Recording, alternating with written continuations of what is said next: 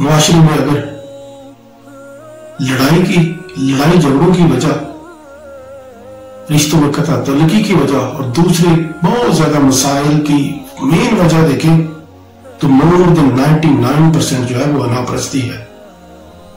انسانوں کے اندر سے انا نہیں جاتی. بعض بندے کہتے ہیں 20 سال پہلے وہ میرے بیٹے کی شادی میں نہیں آیا تھا تو آج میں اس کے فلاں کی شادی میں کیوں جاؤں. 20 سال پہلے والا معاملہ نہیں پڑا. لاشعوری حالت میں کسی کو کندھا لگ گیا تو دوسرا آنکھیں پھاڑ کے دیکھنا شروع کر دیتا ہے. بلکہ بعض اوقات لڑائی جھگڑوں تک وجہ یہ جو معاملہ پہنچ جاتا ہے. شاید ہم تاریخ سے سبق حاصل نہیں کرتے. یہاں بڑے بڑے لوگ آئے چلے گئے، جنہوں نے انا دکھائی ان کا کیا بنا. حضرت موسیٰ علیہ السلام جب عصا مارا دریا پھٹ گیا تو اندر چلے گئے. فرعون اور اس کے حواری جب پہنچے تو حواریوں نے کہا آپ تو کہتے تھے کہ میرا حکم ہوتا ہے تو دریا چلتے ہیں، میرا حکم ہوتا ہے تو دریا رک جاتے ہیں، میرا حکم ہوتا ہے تو ہوائیں جاتی ہیں. یہ تو موسیٰ علیہ السلام کے حکم سے دریا پھٹ گیا. اب بھی اس نے اپنی انا کو نہیں چھوڑا، شرمندہ نہیں ہوا. انسان اتنی جلدی ہار نہیں مانتا، بیک سٹیپ پہ نہیں آتا.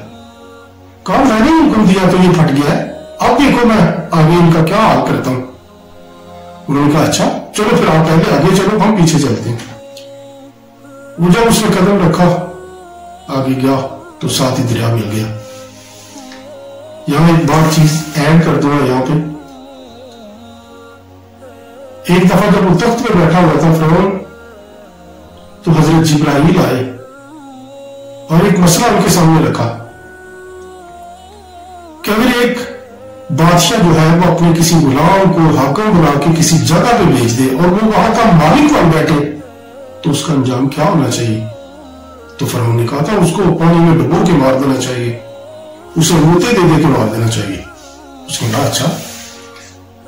جبرائیل نے کہا یہ بات آپ لکھ کے دے سکتے ہیں. اس نے کہا کیوں نہیں. اس نے لکھ دی، انہوں نے پکڑی اور چلے گئے. اب جب فرعون پانی میں اترا، دریا جو تھا، سمندر جو تھا، اس کے پھٹا ہوا پانی مل گیا تو اب وہ نیچے جانے لگا، مجھے بچاؤ مجھے بچاؤ.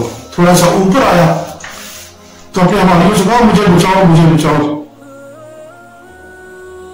جبرائیل نے وہ اس کا دیا ہوا فتویٰ جو تھا اس کے سامنے کیا. یہ تیرا دیا ہوا فتویٰ دیکھ اور بھگت اس کو. نمرود خدائی دعوے کرتا تھا. اللہ نے ایک مچھر، چھوٹا سا مچھر اس کے دماغ میں داخل کیا. کیا حال ہوا؟ روز اپنے غلاموں سے، نوکروں سے کہتا مجھے جوتے لگائیں، سر پہ جوتے ماریں اور ان کی تعداد بڑھا دیں، مجھے سکون ملتا ہے. پھر جوتے کھا کے سکون ملتا تھا. شداد کہا جاتا ہے کہ 12 سال لگا کے اس نے جنت بنائی تھی اور جنت میں ہیرے جواہرات، سونا چاندی، اس سے سڑکیں، اس سے رستے، اس سے گھر، اس سے محلات، یہ سارا کچھ بنایا ہوا تھا. اور جب استعمال کرنے کے لیے گیا تو کیا ہوا؟ ایک قدم اندر تھا، ایک باہر تھا، جان نکالی گئی. یہ لوگ تھے جو خدائی دعوے کرتے تھے. نہ گورے اسکندر نہ قبر دارا، مٹے نامیوں کے نشان کیسے کیسے. آج ہی اپناؤ، آج ہی اپنے اندر لاؤ. حضرت عمر فاروق رضی اللہ تعالیٰ عنہ، میری جان قربان ان پہ، کہا کرتے تھے یا اللہ مجھے انسان نہیں، کاش مجھے زمین پہ پڑا ہوا تنکا بنایا ہوتا. مجھے ڈر لگتا ہے اللہ پاک قیامت کے دن تیرے آگے کھڑا ہونے سے، جواب دینے سے. کیا جواب دوں گا؟ یہ عاجزی تھی ان کی. حضرت عمر فاروق رضی اللہ تعالیٰ عنہ کا جب وصال ہونے لگا تو اس سے تھوڑی دیر پہلے جب بیٹا زمین پہ بیٹھا ہوا تھا، گود میں باپ کا سر رکھا ہوا تھا، تو حضرت عمر فاروق رضی اللہ تعالیٰ عنہ نے کہا بیٹا میرا سر اٹھاؤ اور زمین پہ رکھ دو. بیٹا اس نے سنی انسنی کر دی کہ یہ کیسا حکم مجھے دے رہے ہیں. پھر دوبارہ کہا بیٹا میں آپ سے کہہ رہا ہوں میرا سر پکڑو زمین پہ رکھ دو. پھر بیٹے نے ایسے ہی کیا. تیسری دفعہ میں نے تھوڑا سا غصے میں کہا بیٹا آپ سنیے نا میں کہہ رہا ہوں کہ میرا سر پکڑو اور زمین پہ رکھ دو. بیٹے کی آنکھوں میں آنسو آ گئے. سر پکڑا زمین پہ رکھ دیا آرام سے. حضرت عمر فاروق رضی اللہ تعالیٰ نے اپنی باریش آدمی تھے, باریش انسان تھے, پہلے دائیں جانب اپنی داڑھی مبارک کو زمین پہ رگڑا اور اچھی طرح گرد اس میں داخل ہو گئی.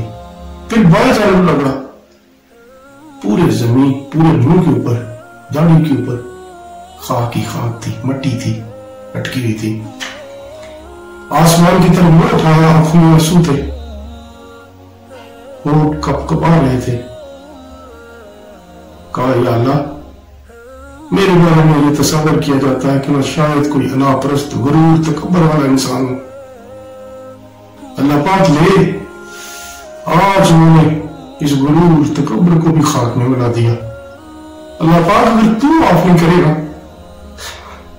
تو معاف نہیں کرے گا تو اللہ پاک میں گھاٹا پانے والے میں جاؤں گا. اللہ پاک مجھے معاف کر دے.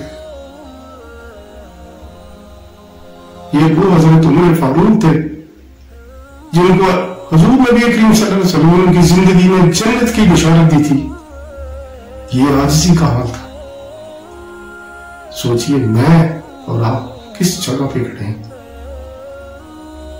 اللہ تعالی ہمیں خوشیاں دے اور خوشیاں بانٹنے کی توفیق دے.